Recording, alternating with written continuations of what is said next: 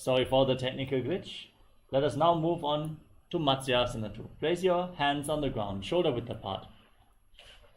Step your feet back into a plank position. Then lower your body down and push it back up again and again, visualizing yourself as a fish in Matsyasana 2. Nidjam Shenam Gurparo Parshabhagaya Murdagritya. Lay down on your stomach.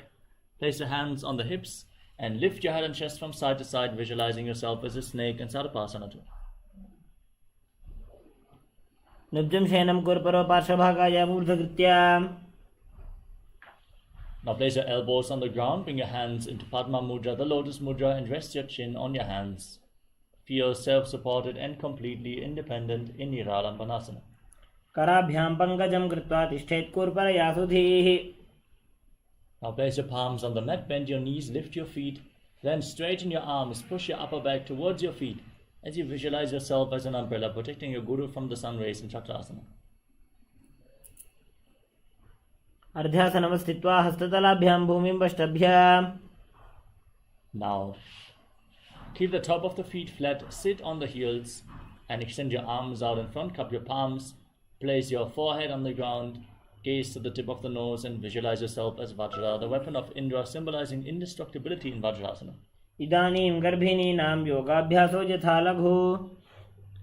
Now raise your hips into Gajasana position and alternate striking your hands to the ground as you visualize yourself as powerful as a ram in Meshasana. Gajasana Samsthito Ekaikam Bahum Bhumau Tadajit. Now raise your legs up and lower your face down towards the mat as you visualize yourself as unborn, existing for all eternity in Ajasana. Gajasana Samsthito Padadvayamantara Kritya.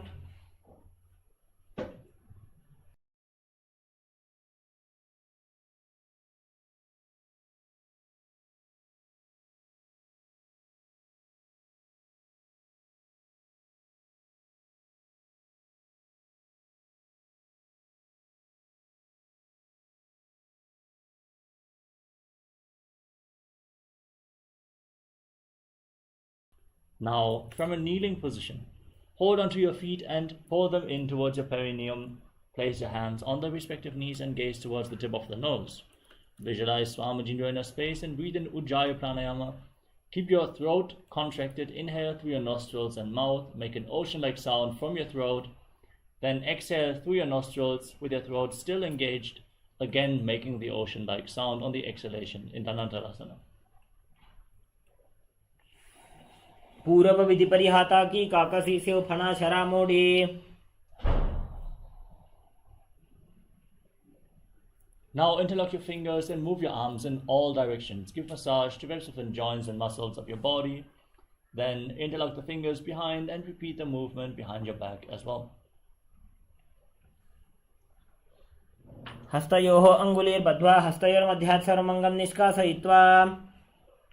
Now keep your heels outside the hips, the toes pointing to the side. Sit in between your heels with the thighs and calves on the mat. Hands on the respective knees. Visualize yourself as Lord Garuda flying Lord Vishnu and Lakshmi on his back in Garudasana 4. जंघोरुभ्याम धराम पीड्य स्थिरकायो द्विजानुना.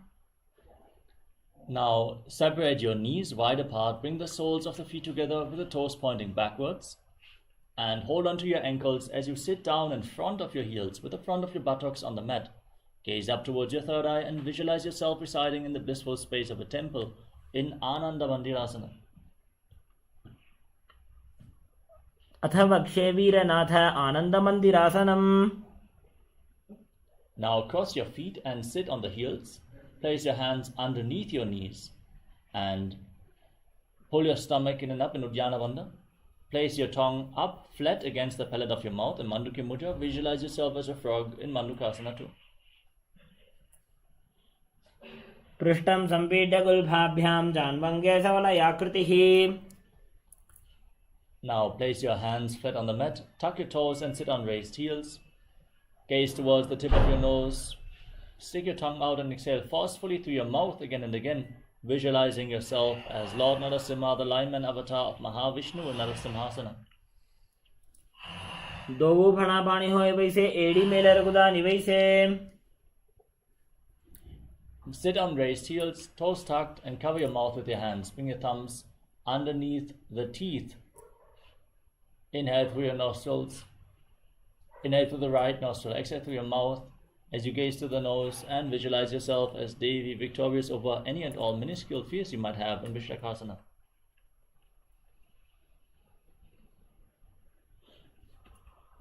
पूर्व कहो भिश्रिका जोजी वाही विधि जोगी जैसो जी. Now bring the top of the feet flat on the mat and keep the soles of the feet together, toes pointing back. Sit on the heels as you bring your hands towards your armpits and imitate as if you are a monkey stretching itself. Gaze to your third eye and visualize yourself as a playful monkey in Makadasana.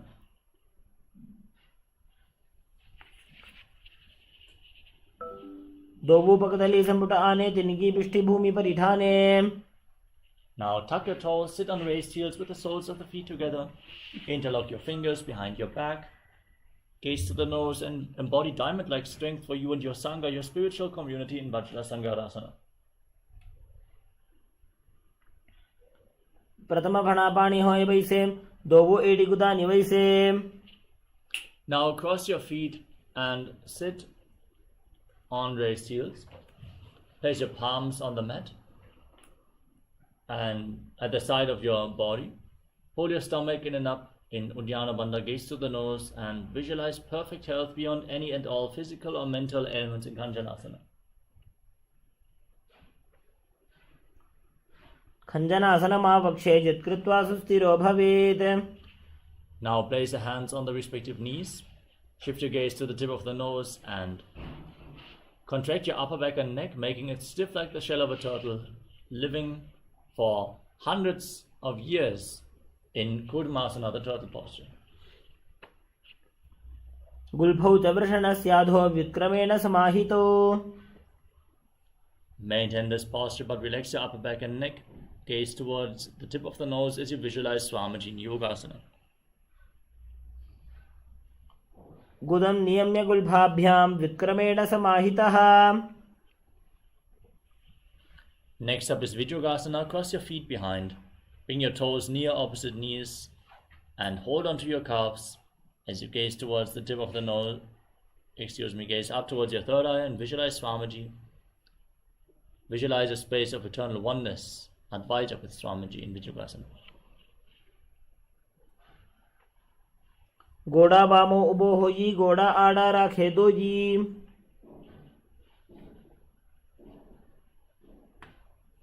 Next up is Ushtasana 2. Now place the top of the feet flat on the mat and lean back. Hold on to the feet with your hands as you push your hips forward, tilt your head back and visualize yourself as a camel in Ushtasana 2. मेरुदंड ग्रंथि दाढ्या संविपादयिषु पुमान्. Now lean back further, place your elbows on the ground and the back of your head. Gaze to the nose and visualize yourself as a lotus blooming in Jajasana 2. दोवो AD संपुट करे सोले मूलद्वारि तरि धरे. Lay back on the ground and rise back up again and again as you visualize the healing and liberation of your causal body. Gaze to your nose in Vidatasana. जंगा पृष्ठि भूमो निधाय जंगोदरयोः उरुनि संस्थाप्य.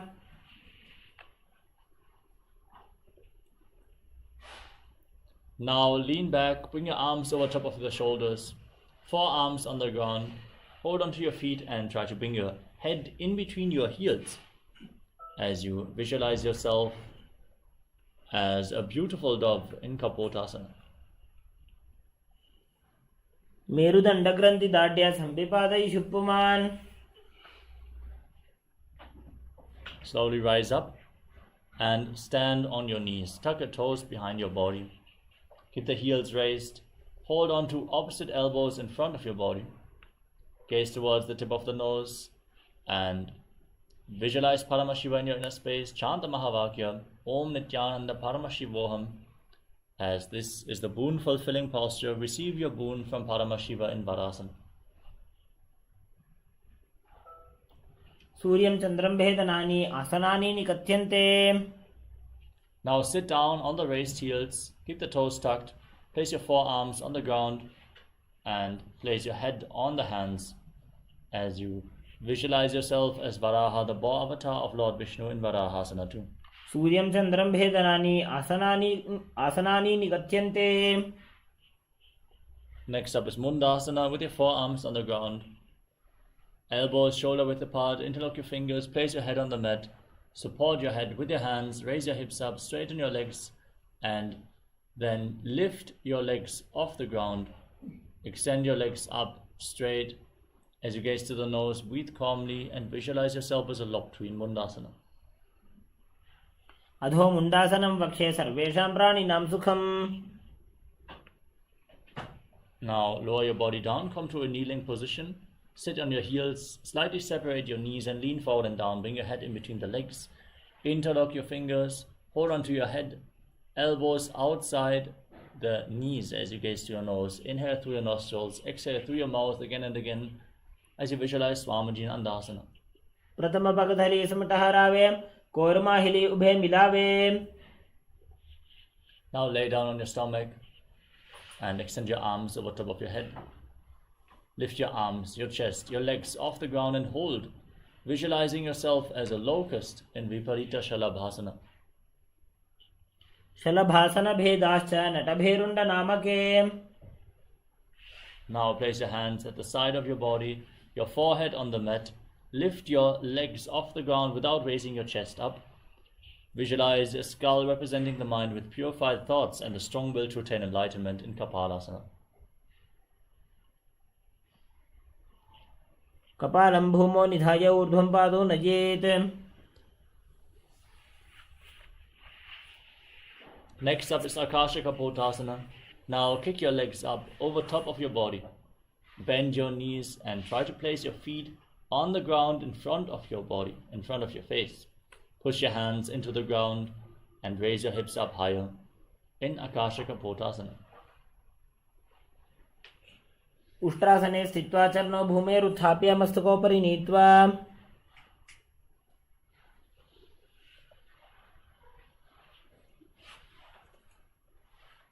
Next up is Chatakasana. From a kneeling position, bring your forearms on the ground. Rest your navel on your knees and visualize yourself as a sparrow in Chatakasana.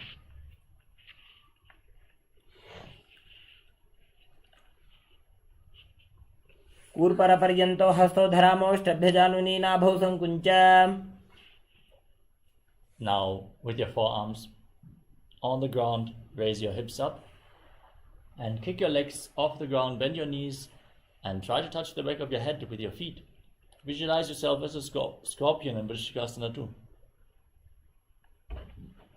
विच्छेपबुद्ध प्रतिमाङ्घ्रिपार्श्वे धृत्वा स्वशीर्षे चिबुकं विधार्यकौ. Gently lower your legs down and come to a kneeling posture. Sit on the right heel and keep the left foot outside the hip, toes pointing to the side. Place your hands on the ground in front of your knees. Inhale forcefully through your nostrils. Hold your breath for a short while and slowly exhale again through your nose in Antaranga Kumbhaka as you gaze forward in Vaishnavi Mudra, not being distracted by any external happenings. Just focus on your inner space. Visualize yourself as a bull in Vrishasana. याम्य गुल्भे पादमूले वामभागे पदेतरम्. Next up is Lolasana. Now with your hands on the mat, lift your entire body off the ground. Cross the toes of the left foot over the right and balance on your arms as you visualize Swamiji in your inner space. लोलासनं सदा कुर्यात् वायुलोलापघातनात्. Now sit on the left heel and keep the right foot outside the hip, toes pointing to the side, hands on the ground in front of you as you visualize yourself as a bull in Vrishasana, the bull posture. याम्य गुल्भे पादमूले वामभागे पदेतरम्. Now place the right foot flat on the mat with the knee raised. Tuck the toes of the left foot and sit on the left heel. Keep your hands on respective knees. Gaze forward as you visualize Balagunahaya, one of the 81st siddhas in Balagunasana. आसन को गुण जल विकार जायी. Now stand up, squat down, bring your hands through the legs and hold onto your ankles from the outside as you visualize yourself as the entire planet in Grahasana. पादतले भूमौ संस्थाप्य जानुमध्ये कूर्परौ स्थाप्य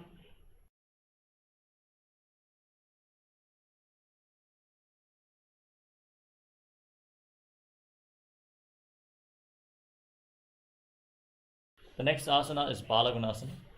Now tuck the toes of the right foot and sit on the right heel as you keep the left foot flat with the knee raised.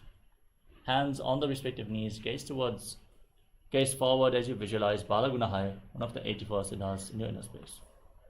आसन को गुण जल विकार जाई. Next up is Utkatasana. Step both feet in, sit on raised heels, keep your knees together, hands on top, hold on to weights if you want to intensify this asana as you visualize Swamiji in your inner space. युजास्पिजोस्थियत ऊर्वजानो यत्रासने पादतलद्वयोपरि. Now keep the soles of the feet together, knees apart, and hold on to opposite elbows behind your back as you visualize Swamiji in Vajrasankarasana too. प्रथम प्रणापाणी होय जैसे एड़ी दो गुदानी वैसे. Now place your palms on the mat, step your heels onto the back of your hands, gaze to the nose and visualize you're able to lift above air alone in Anilasana. दो हाथ भूमि पर ठाने कहनी जाड़ी ना भी लगा आने. Place the back of your hands on the mat, step your feet onto your hands and walk around visualizing yourself wearing padukas in Padukasana. हस्ततलयोः पादतले कृत्वा तिष्ठेत् गच्छेत् पादुकासनं भवति.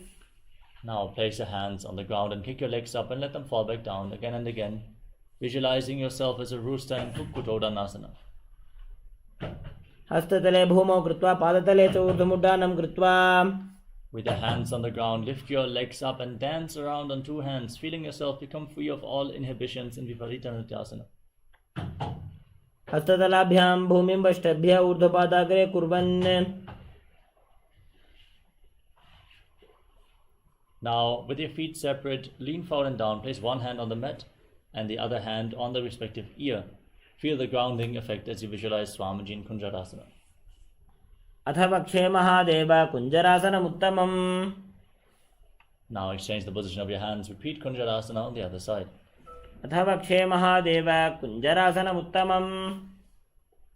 Now squat down all the way. Keep your heels together, close towards your perineum.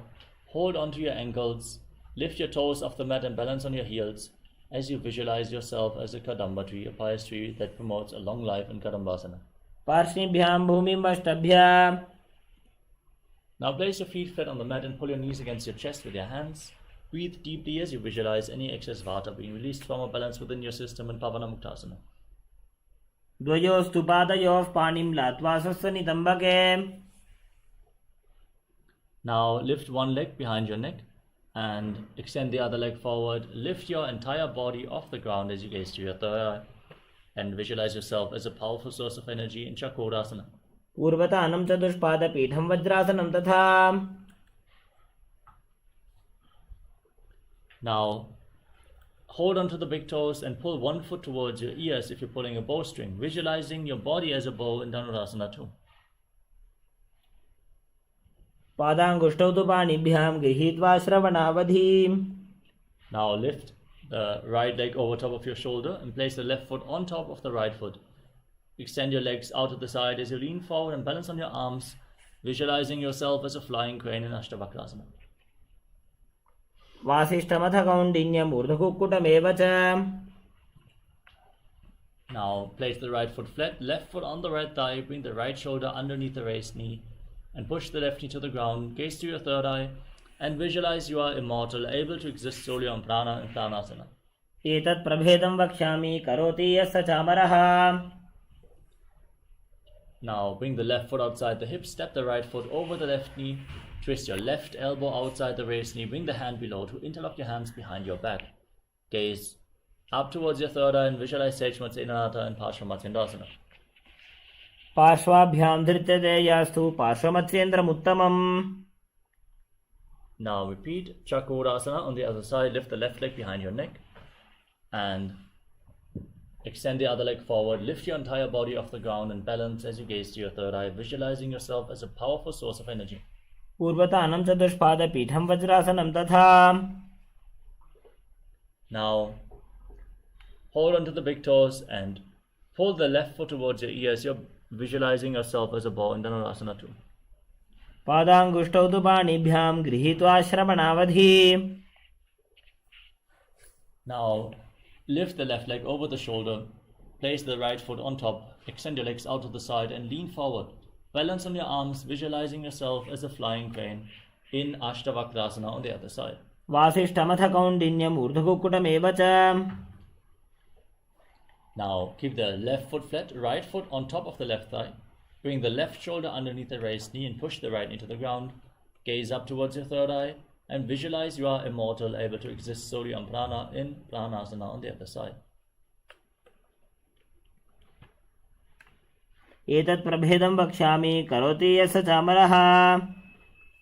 Now bring the right foot outside the left hip. Step the left foot over top of the right knee. Twist the right elbow outside the raised knee. Bring the hand below and interlock your hands behind your back. Gaze up and visualize Sage Matsyendranath in Parshvamatsyendrasana on the other side. पार्श्वाभ्यां धृत्यते जास्तु पार्श्वमत्स्येन्द्रमुत्तमम्. Next up is Ardha Paschimottanasana. Now keep the left heel against the perineum, the right heel against the perineum, the left leg extended forward and lean forward and down. Hold on to the front foot with both hands. As you visualize Swamiji, breathe in Jivachala Kumbhaka. Move the retained prana freely throughout your body, to the legs and arms, upwards and downwards in Ardha Paschimottanasana. एकं पादं प्रसार्य एकं पादस्य पार्श्वनासीवनी सम्पीड्य. Now keep the right foot outside the right hip with the top of the foot flat on the mat, knee on the ground, hold onto the left foot and lift it up in front of your face. Visualize yourself as a crane in Kranchasana, the crane pose. उत्तानपादं क्रौञ्चं च मरीचिं वीरभद्रकं नटराजं त्रिकोणं च सुप्ताङ्गुष्ठप्रसारणे. Now bring the left foot outside the left heel against the perineum and lean forward and down. Hold onto the right foot with both hands as you visualize Swamiji in Ardha Paschimottanasana. एकं पादं प्रसार्य एकं पादस्य पार्श्वनासीवनी सम्पीड्य. Now bring the left foot outside the hip, top of the foot flat on the mat, knee on the ground. Hold onto the right foot and lift it up in front of your face as you visualize yourself as a crane in Kranchasana. उत्तानपादं क्रौञ्चं च मरीचिं वीरभद्रकं नटराजं त्रिकोणं च सुप्ताङ्गुष्ठप्रसारणे. Now sit in a cross-legged position with your feet in between the thighs and calves. Hands on the knees, gaze to the nose and visualize a swastika and swastikasana. जानोर्भोरन्तरे सम्यक् कृत्वा पादतले उभे. Now cover your heels with your hands, lock your chin to the chest and gaze to the nose, visualizing Sage Godaknatha and Godakshasana. जानोर्भोरन्तरे पादौ उत्तानौ व्यक्तसंस्थितौ.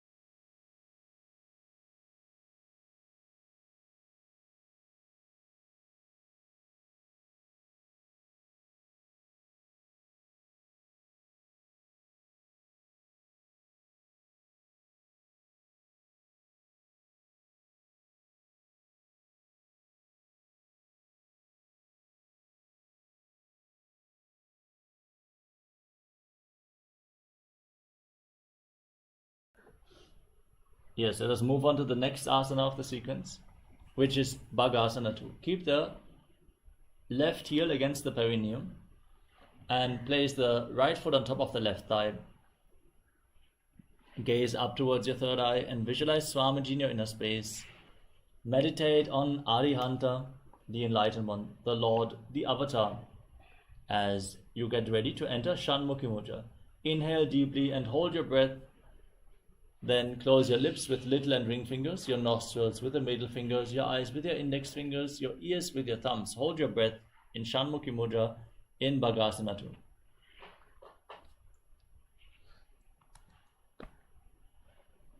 वामपार्श्वौ गुदं स्थाप्य दक्षाङ्घ्रिवामजघने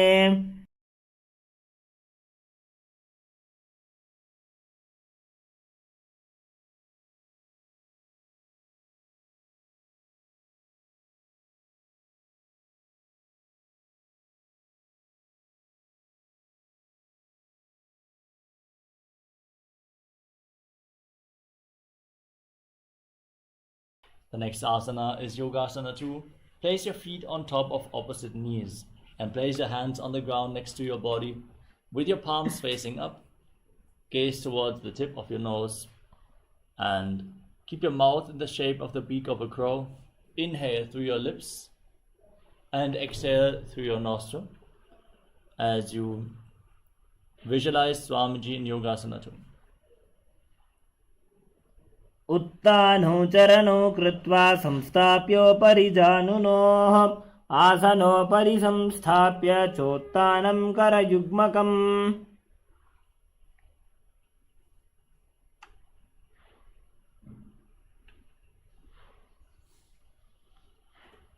Now place your palms on the ground next to your body and lift your entire body off the mat. Pull your knees upwards against your chest. Breathe in Kakachancha Kumbhaka and visualize yourself as a rooster in Urdhva Kukkutasana. वासिष्ठमथ कौण्डिन्यम् ऊर्ध्वकुक्कुटमेव च अष्टावक्रमथोत्तानं मयूरं सेतुबन्धनम्.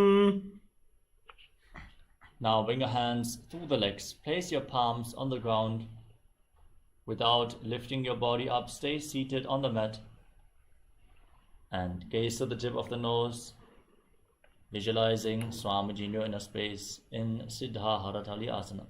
प्रथम पद्मासन को करे हस्तुतो वो गोडासन धीधरे. From this same position, now lift your entire body off the ground. Pull your knees up towards your chest. Balance on your arms. Gaze to your nose. Visualize yourself as an elegant swan, Hamsa, in Hamsasana. Kukkutasana स्थित्वा स्कन्धपर्यन्तम् ऊरूनि नीत्वा. The next asana is Karmukasana. With your legs in Padmasana, push your hands through the legs. Lean forward, interlock your fingers behind your back as you place your forehead on the ground. Visualize yourself as Pinaka, Lord Shiva's bow in Karmukasana. प्रथम पद्मासन को करे गोडासन धीमाहि करिधरे. Now come to the front of your mat. As you sit in Padmasana, bring your hands through the legs, bend your elbows upwards and hold onto your shoulders.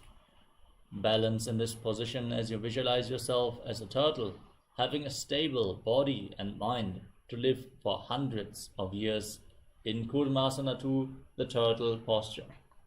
By जंग प्रदक्षिण पावा दाई जंग परिबाइल्यावा.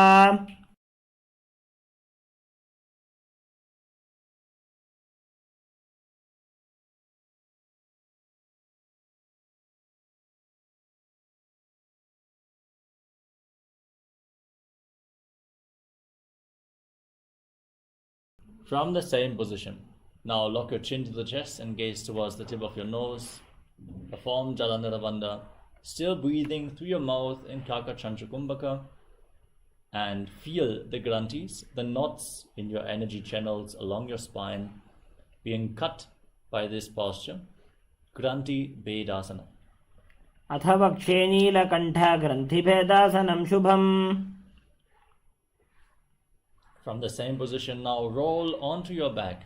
Keep holding onto the shoulders and gaze towards the tip of the nose as you embody a turtle laying on its back in Uttana Kurmasana.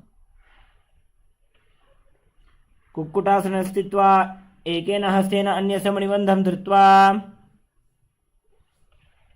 Now kick your body back up. Sit in Padmasana. Place your hands through the legs of one palm on the ground. Hold its wrist with the other hand.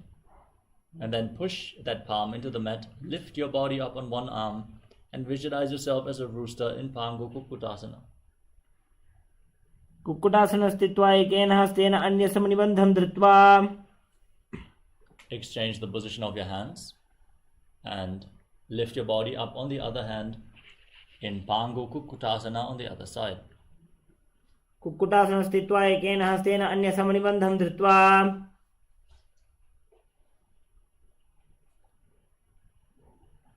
The next asana is Gridasana. Now sitting in Padmasana. Place your elbows down on the toes, interlock your fingers, rest your chin on your hands, press your thumbs against your throat, and visualize you have gone beyond all greed and covetous in Gridasana. जानोर्भोरन्तरे पादौ उत्तानो व्यक्तसंस्थितौ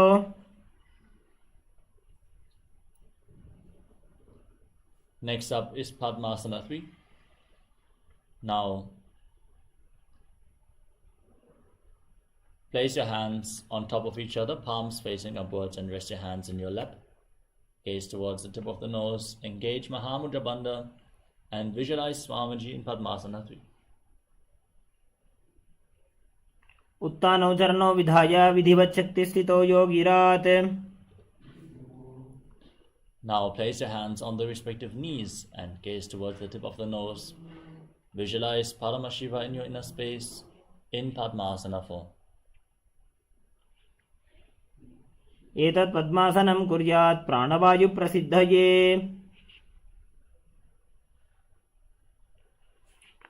Now keep your left hand on the left knee and keep your right hand in Prana Mudra, holding onto the big toe. Move the big toe round and round, pull the elbow back as if you're pulling a bowstring.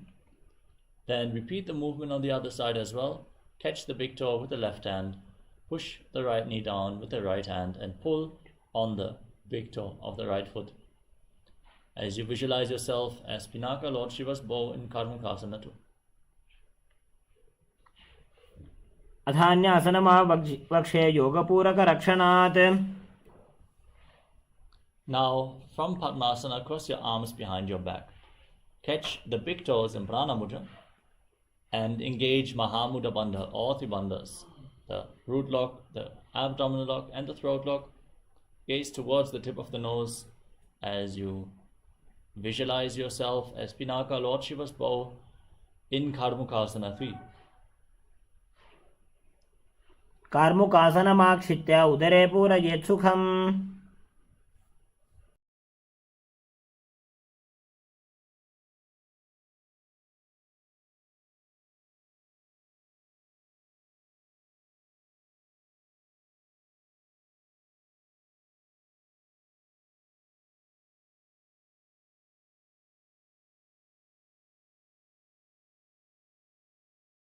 Maintain the same position but raise your head and chest. Gaze up towards your third eye and visualize yourself as the action of Paramashiva's third eye, destroying anything you come across in the Dridhasana.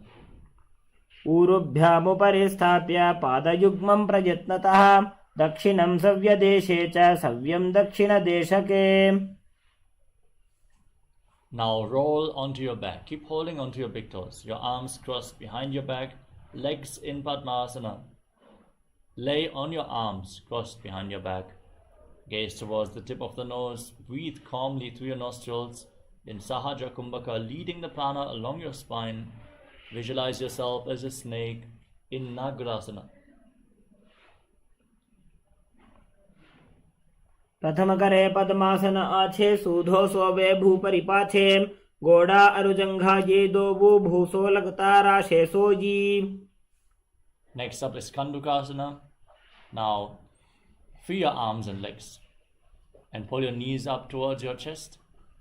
Bring your chin towards the knees and circle your arms and circle your legs with your arms and squeeze your body into a ball in Kandukasana, calmly breathing through your nose in Sahaja Kumbhaka. वेत्रासने स्थित्वा हस्तपादान् निष्कुष्य ऊर्ध्वं नयेत्. Now place your feet flat on the mat and interlock your fingers around your neck. Gaze towards the tip of the nose and breathe calmly. In Sahaja Kumbhaka, gaze to your nose, visualize Swamiji in Urdhva Bhavanasana. प्रथमे सूधो San करावे, गोड़ा उभा राशि मिलावे, Gulf माहिला अंगुष्ठ doji, करे एक समेल रसोजी. Now bring your hands underneath your heels with the palms facing up. Push your hips off the ground. Lock your perineal floor, lock your throat, hold your breath intensely for a long time in Mochana Kumbhaka as you visualize yourself as a powerful alpha ape in Marakata Pitasana.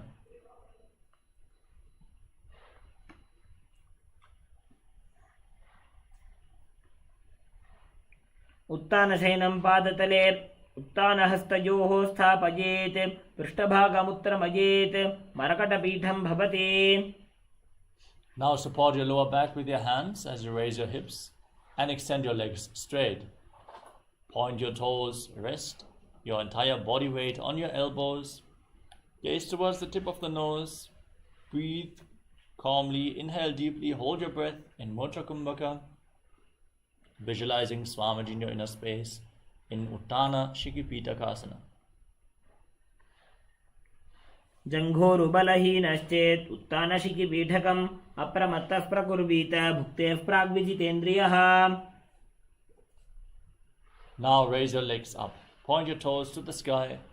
Place your palms on the mat for support. Straighten your body and visualize yourself blissfully traversing through Narakaloka unscathed as you hold your breath in Mocha Kumbhaka in Narakasana. ग्रीवाकण्ठेन भूमिं विष्टम्भ पादाग्रद्वयम् ऊर्ध्वमुत्त्रजेत्. Bring your hands back towards your lower back and straighten your entire body. Lower and angle your legs down to engage your core as you visualize yourself as a boat crossing the ocean of samsara in Tiryan Naukasana. नौकावत् स्थित्वा ऊर्ध्वं पादाग्रद्वयं नयेत्. Now raise your legs back up. Place your hands back on the ground. Straighten your body. Be stable and sturdy like a flagpole as you visualize yourself as the Kailasa flag respected across all nations in Dvajasana, the flag posture. तिर्यन्नौकावते ग्रीवा पृष्ठकोर्परैः भूमिं वष्टभ्य मस्तकलाक्षेन पादाग्रद्वयम् ऊर्ध्वमुत्त्रजेत्. Now lay back on the ground. Lay flat with your hands at the side of the body, palms facing up. Forcefully pull the awakened Kundalini Shakti up along your spine from the Muladhara all the way to the Sahasrara Chakra, from the root of your spine to the crown of your head.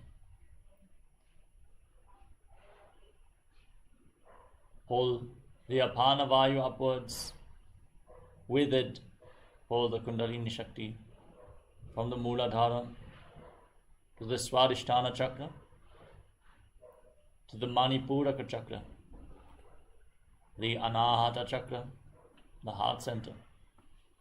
Higher up to the Vishuddhi Chakra, to the throat region. Pull the Kundalini Shakti up all the way to the Anya Chakra, the third eye. Push the Kundalini Shakti all the way to the Sahasrara Chakra, the crown center. Pierce the Brahmananda, the crown of your head, and leave your body behind, lifeless, like a shell. Visualize that your body is dead, and Swamiji, the Supreme Pontiff of Hinduism, is liberating you as you chant Om Nityananda Paramashivoham in Vritasana. उत्तानं शववद्भुवौ शयनं तु शवासनं शवासनं श्रान्तिहरं चित्तविश्रान्तिकारकम्.